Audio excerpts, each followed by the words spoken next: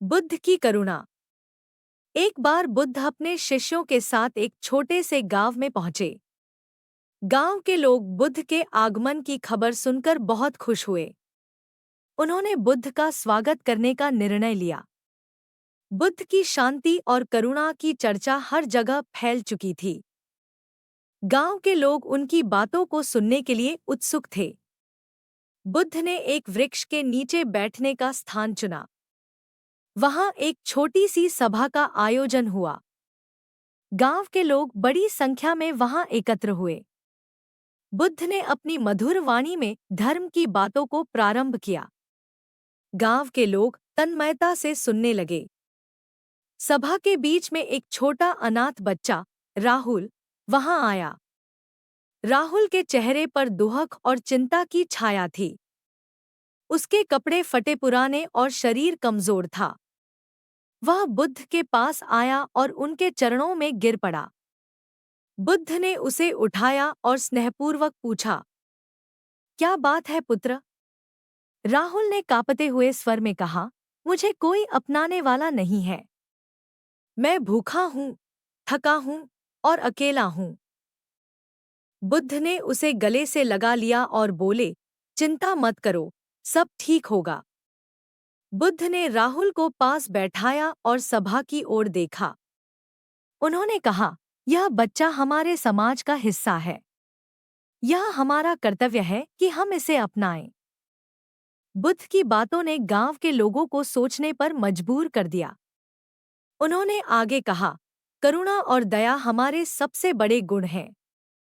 जो करुणा नहीं दिखाता, वह सच्चा मानव नहीं हो सकता। गांव के लोग धीरे धीरे बुद्ध की बातों से सहमत होने लगे। उन्होंने कहा, हम इस बच्चे को अपनाएंगे।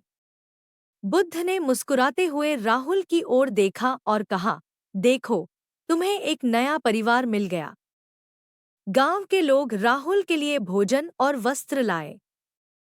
उन्होंने उसे अपने घरों में रहने का निमंत्रण दिया। राहुल की आंखों में खुशी के आंसू थे। बुद्ध ने कहा, यह बच्चा अब हमारा है। इसे प्यार और देखभाल की जरूरत है।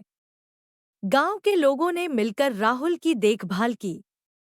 उन्होंने उसकी शिक्षा और पालन पोषण का जिम्मा उठाया। समय बीतने के साथ राहुल मजबूत और आत्मविश्वासी हो गया। उसने बुद्ध के उपदेशों को गहराई से समझा। वह भी गांव के लोगों की मदद करने लगा। उसने करुणा और दया का महत्व समझ लिया। राहुल अब गांव के बच्चों के लिए एक प्रेरणा बन गया।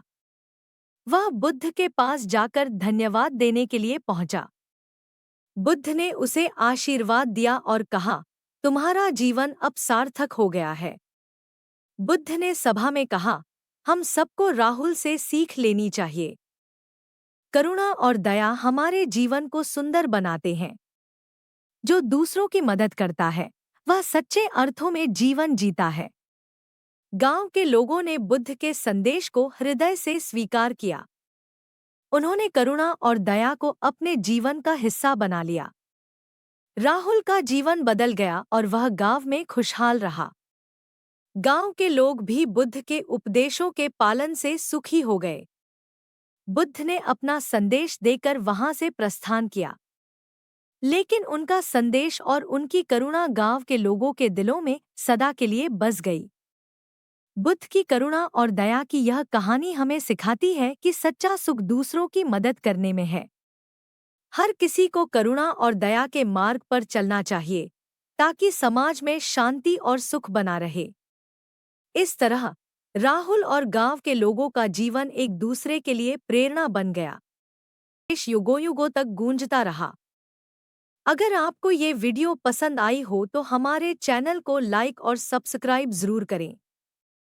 और हाँ, बेल आइकन को दबाना न भूलें, ताकि आप हमारी अगली वीडियो मिस न करें। धन्यवाद। मिलते हैं अगली वीडियो में। तब तक के लिए अपना ख्याल रखें और हमेशा प्रेरित रहें।